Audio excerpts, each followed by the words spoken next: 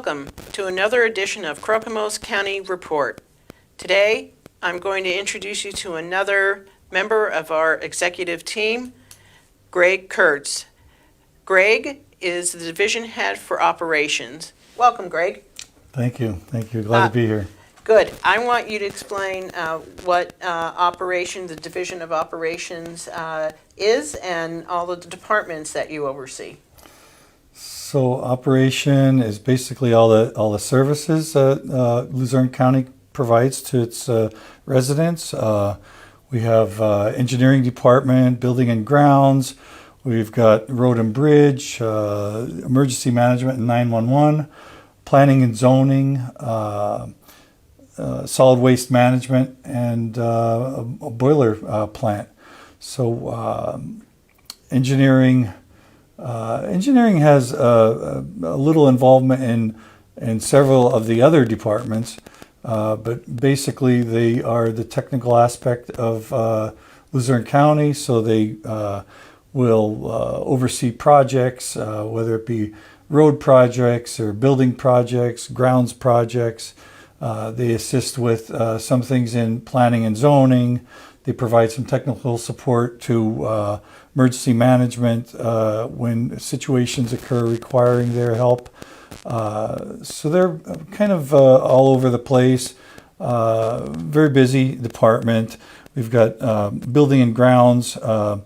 Building and grounds manages all our buildings throughout that Luzerne County owns, and the properties. So managing to make everything look nice, keep everything maintained as well as possible, and with a crew of probably about 22 people in building and grounds.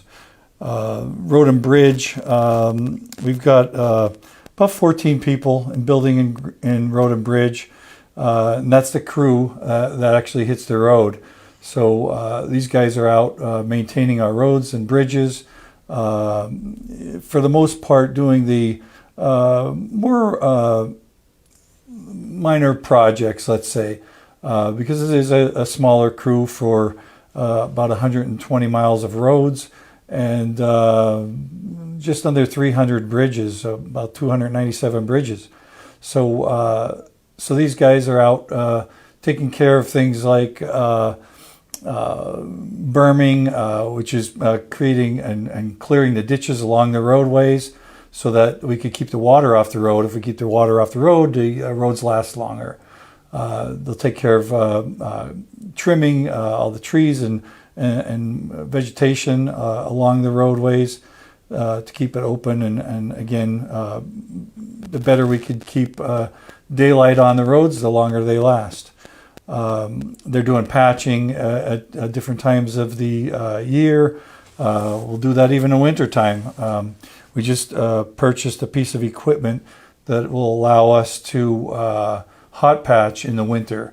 In the past, we've just done cold patching, they call it, or perma patch, but those patching methods don't really hold up very well in the colder temperatures, and it requires us to return again. So with this new piece of equipment, it creates hot material and it keeps it hot while we're doing the installation, allowing it to be a better result when the cold weather water ice pops up.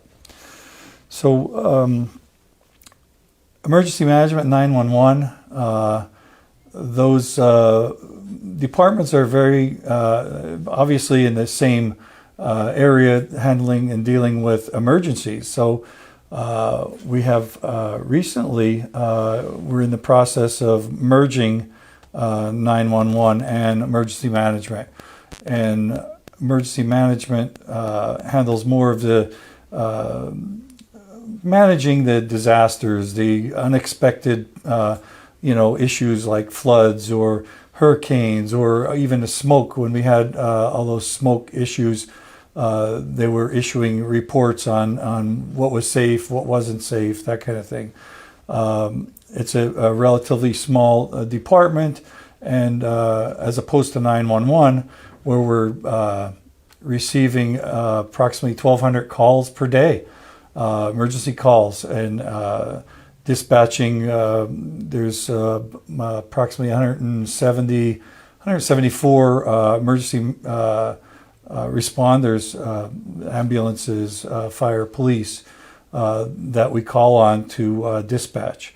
So that is quite a experience to see that in action.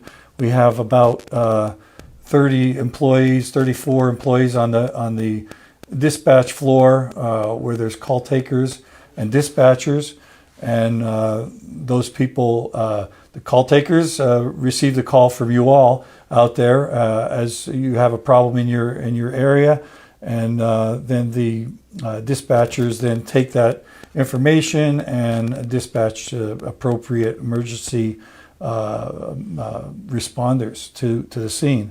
So it's quite an operation.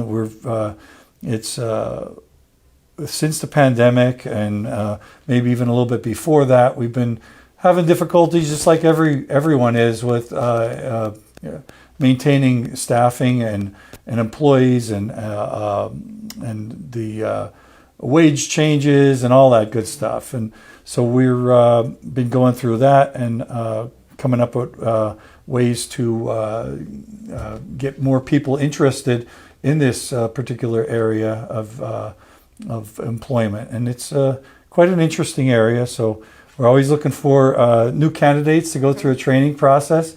It's about a 7-8 week training process in a classroom before you actually sit out on the call floor, and then you work with someone else for a while. So, if anybody out there is interested in a new career. And if they're interested, they should apply to the county website. The application process is on the website.